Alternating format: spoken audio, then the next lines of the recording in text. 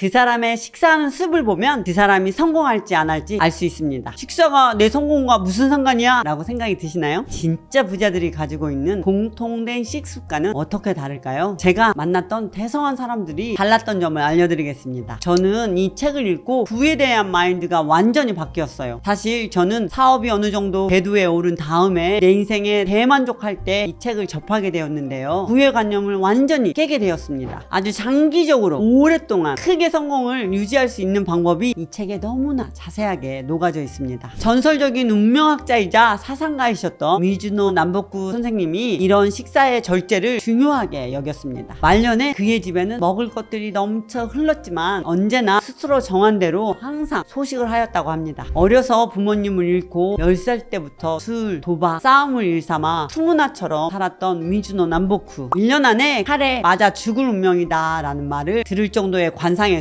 어떻게 1년 안에 죽는다는 운명을 아예 없애고 3,000명이 넘는 제자들을 거느리고 당대 최고의 영향력을 가지는 운명으로 다시 태어날 수 있었을까요? 오늘 자신의 운명을 만들기 위해 좋은 식습관은 무엇이고 하지 말아야 하는 것은 무엇인지 알아봅시다.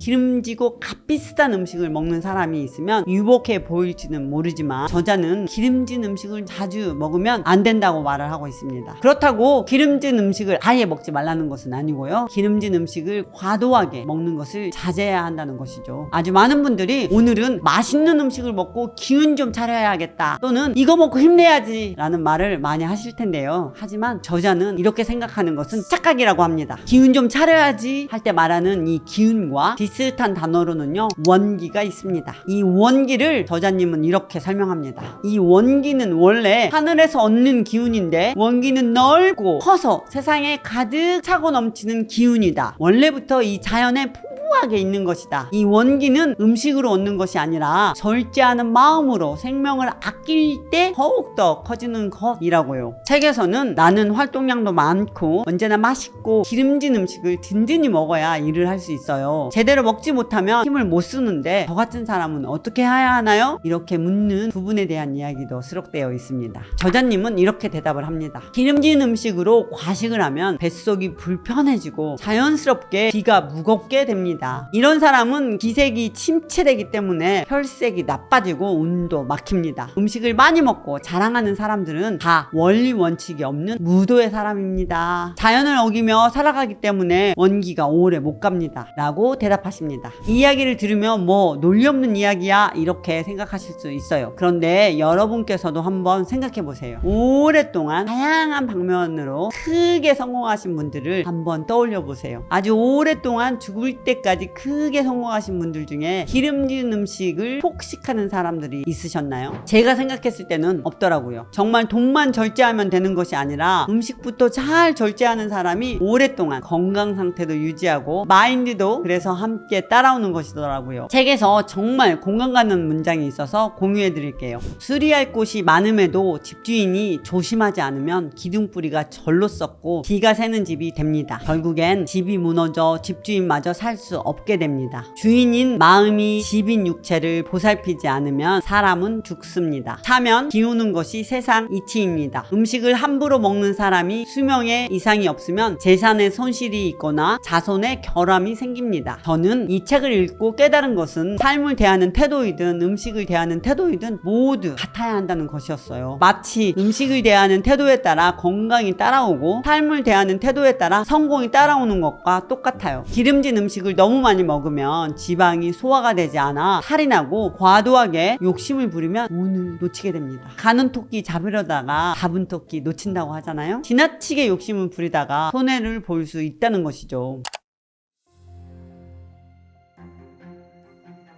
아직 성공을 이루지 못했다고 했지요? 그런데 어째서 당신은 이미 성공한 사람처럼 살고 있어? 그러면서 성공이 오지 않는다고 안타까워하다니 부끄러운 줄 아시오? 세상에 있는 수만 가지 어떤 보물보다 소중한 것은 음식입니다. 하지만 자신의 그릇에 어울리지 않는 너무나 비싸고 사치스러운 음식은 조심해야 합니다. 고대 그리스 철학자 에피쿠르스도 말했습니다. 먹고 마시고 입고 사랑하는데 꼭 꼭 필요한 일에만 몰두하라. 그리고 남에게 과시하거나 사치에 필요한 모든 것들을 생각하지도 말아라. 비싸고 호화스러운 음식에 집착하지 않는 식습관, 그게 가난한 운명을 벗어나기 위해 하지 말아야 하는 두 번째입니다. 박준우 칼럼니스트 분께서 거인의 어깨 프로그램에서 이런 말을 하신 적이 있는데요. 차 좋은 것을 자랑하려면 한 1억 원, 옷으로 자랑하려면 100만 원에서 1000만 원 정도, 10만 원 정도 쓰면 좋은 음식을 먹을 수 있으니까 가성비 좋은 허세입니다 라고요. 요즘 허세플레이션이라는 말도 있더라고요. 허세플레이션이란 허세를 부리기 위한 비용이 상승하는 현상을 말해요. 밥 한 끼를 먹을 때도 엄청 고가의 식사를 하고 소셜미디어를 통해 자랑하는 소비 형태를 말합니다. 요즘에는 음식으로 이런 현상들이 많이 나타나고 있는 것 같아요. 복이란 가득 차면 줄어드는 것이 이치요. 비워야 채울 수 있는 것이라오. 스스로 줄이지 않으면 하늘이 자연스럽게 복을 줄이게 되어 있어. 열심히 일해서 하늘의 복을 만들었구려. 뿌리를 잇는 잎사귀가 성할 수 없는 것처럼 당신이 본래 가난할 때의 마음을 잊고 교만하고 호화로운 생활을 했기 때문에 어려움이 생겼던 것이요. 자수성가하고도 초심을 잃지 않았다면 더욱더 큰 복을 불러들였을 것인데 안타까운 일이요. 괜히 아랫사람 탓하지 말고 오직 만물을 낭비하지 않고 엄중히 절제하시오. 지금이라도 초심으로 돌아가 열심히 일한다면 다시 번성할 수 있을 것이오. 성공한 많은 사람들이 초심을 잃지 말아야 한다는 말을 많이 합니다. 미즈노 남보크 선생님은 초심을 잃는다는 것을 음식만 봐도 알 수 있다는 내용을 이 책에 담았던 것입니다. 사실 계속해서 성공만 하다 보면 다시 고개를 숙이기가 정말 어렵게 되는 것 같아요. 저도 이 내용을 보면서 진심으로 고개를 좀 더 숙일 수 있는 그런 마인드를 갖게 되었어요. 여러분, 내가 할 수 있어서 하는 사람이 있고 내가 할 수 있는데 안 하는 사람이 있습니다. 이 두 가지의 차이가요 정말 큽니다. 할 수 있는데도 자랑을 안 하고 절제를 하려고 하는 것이죠. 초심을 잃지 않는 거죠. 저도 계속해서 더 많은 절제를 하려고 노력하는 이유도 여기에 있는 것 같아요. 검소한 생활을 즐거움으로 삼으며 마음이 편안해지고 모든 삶이 마음먹은 대로 흘러갑니다. 또 살아감에 있어 혹시 모자란 면이 생기면 하늘이 자연스럽게 채워줍니다. 우리가 일반적으로 부자들은 부자가 되기 위해서 정말 열심히 살았는데 부자들은 이렇게 해도 되는 거 아니에요? 라고 생각하는 사람들이 참 많은 것 같아요. 내가 먹고 싶은 거 다 먹고 사고 싶은 거 다 사고 이런 게 부자 아니에요? 그래서 문란하게 또는 무절제하게 돈을 막 쓰고 내 돈이니까 라고 생각하고 하시는 분들이 참 많으신 것 같은데 저도 안 그랬다고 할 순 없죠. 내가 하고 싶은 거 다 하고 싶어서 부자가 되고 싶어요 라고 그런 생각이 들 때도 있었습니다. 제가 생각했을 때 진짜 부자는 할 수 있는데도 안 하는 게 진짜 부자인 것 같아요. 제가 페라리를 깔별로 스포츠카를 깔별로 살 수 있어서 그걸 다 사놓으면 그 다 채워질 것 같죠. 사실 그렇지는 않다고 생각해요. 할 수 있는데도 안 하는 거, 그리고 그것을 아껴서 흘러보내는 거, 그렇게 흘러보낼 때 마음이 더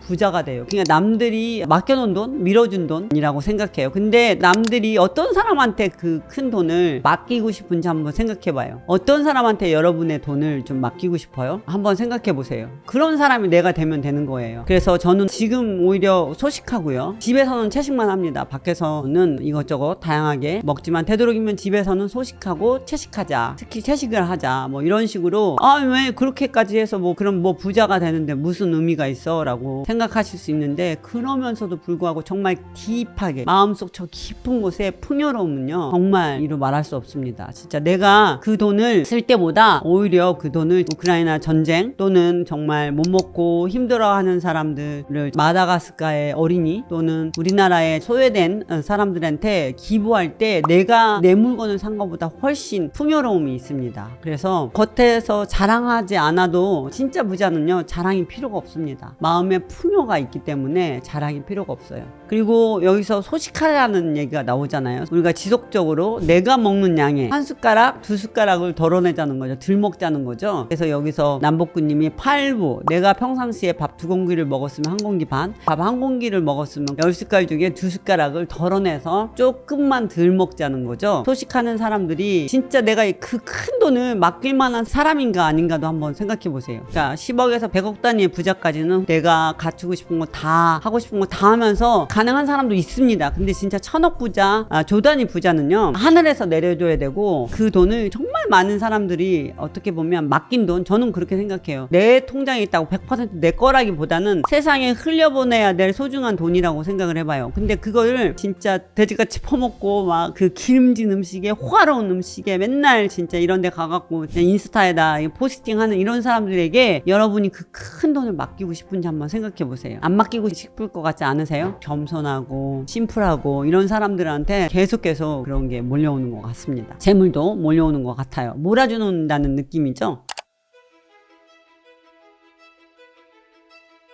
세 번째 하지 말아야 하는 식습관은요, 폭식하지 않는 것입니다. 저도 잘 압니다. 음식을 많이 먹으면 드는 포만감이나 즐거움을 잘 압니다. 하지만 배가 부른데도 억지로 먹거나 눈에 보이는 대로 아무 음식이나 먹지 말라는 거예요. 미즈노 남복구 선생님은 마구 먹으면 정신도 흐려지고 만사가 쉽게 풀리지 않습니다 라고 하셨습니다. 심지어 아무리 재물이 많아도 폭식을 자주 하는 사람에겐 재물이 없어지는 것이 먼 일이 아닙니다 라고 하셨습니다. 또 제가 인상 깊게 봤던 내용을 공유해 드리자면, 어떤 사람들이 항상 소식을 하고 싶지만 초대받아간 자리에서 음식을 남기면 버리지 않습니까? 라고 질문을 합니다. 그러니 남복구 선생님이 이렇게 답변을 하시죠. 음식이 소화되지 못하고 똥이 되는 것이 진정으로 버려지는 것입니다. 입이나 항문이나 같은 구멍입니다. 입으로 한번 들어간 음식은 토하더라도 항문에서 나온 똥과 같이 구린내가 납니다. 과식하는 것은 밥을 그대로 변소에 버리는 것과 마찬가지입니다. 먹은 음식은 똥이 되어 다시 세상에 돌아오지 않으니 어느 때에 이것을 갚을 수 있겠습니까? 부족한 것은 채우고 넉넉한 곳은 비우는 것이 세상의 이치입니다. 넉넉한 곳에서 부족한 곳으로 흐르는 것입니다. 그래서 항상 넉넉하게 먹고 있는 사람에게는 성공이 오지 않습니다. 아니, 이 이야기를 들으면 그래서 음식을 절제하라고 하시면서 또 음식은 남기라는 거야, 뭐라는 거야? 이렇게 생각하실 수 있으신데요. 여기서는 입에다 꾸역꾸역 넣은 것도 입에다 쓰레기를 버리는 것과 같다는 것을 강조하고 싶으셨던 것 같습니다. 여러분도 아시다시피 소화되지 않는 음식은 우리 몸에도 좋지 않죠. 그리고 삶의 전체적으로 봤을 때 운과 성공에도 방해되는 것이 이 폭식이라는 것을 말씀해 주시고 싶으셨던 것이겠죠. 하지만 음식물 쓰레기도 환경에 어마어마한 안 좋은 영향을 끼칩니다. 그래서 저는 음식물 쓰레기도 만들면 안 된다고 생각해서 애초에 음식물 쓰레기도 줄이고 어떻게 하면 소식도 할까 고민하면서 양을 딱 맞게 요리할 수 있도록 최근에 노력하고 있습니다. 저는 이 내용을 보고 극단적으로 음식을 남겨야지 생각하기보다는요, 둘 다 잡으려고 노력하고 있어요. 그래서 저는 요즘 여행을 하지 않는 한 웬만하면 집에서 먹습니다. 저희는 꼭 먹을 양만 만들어서, 특히 가공되지 않은 프레시한 음식을 만들어서 먹으려고 노력해요. 사실 제가 사람들을 집에 초대를 하면 어마어마한 고기 종류, 스테이크 종류 이런 거 음식이 나올 것 같죠? 사실은 그렇지 않습니다. 저는 사실 평소에 베제타리안 음식을 먹고요, 마이크로 비건이라고 합니다. 마이크로 비건은 뭐냐면 프레시하고 색소나 뭐 이런 것들이 들어가지 않는 정말 건강한 음식만 집에서 해먹고 있습니다. 완전 채식주의입니다. 집에서는 채식 위주로 식사를 하고 있습니다. 만약 가업을 이끄는 주인이 마구 먹으면 그 집에서 일하는 사람들마저 똑같이 변해 결국은 그 집이 망합니다. 근데 같은 집에서 여럿이서 폭식을 하면 어떻게 되겠어요? 대한급식신문에서 밝힌 미국 서던 일리노이대 그리고 코널대 연구진의 실험 결과에 따르면 비만인 친구와 식사를 하면 고열량 식단에 대해 관대해 줄 수 있다고 합니다. 여러분, 주변에 잘 먹는 친구가 있으면 너 왜 이렇게 못 먹어? 하면서 계속 이것 좀 먹어봐 저것도 먹어봐 하시죠? 사실 이게 주변 사람에게 감염이 됩니다. 건강, 운, 성공, 우리의 삶에 전체적으로 봤을 때 소식이 좋다고 하니까 나부터 적당히 먹는 연습을 해보면 어떨까요? 온 집안 식구들에게도 좋은 영향을 줄 수 있을 것입니다.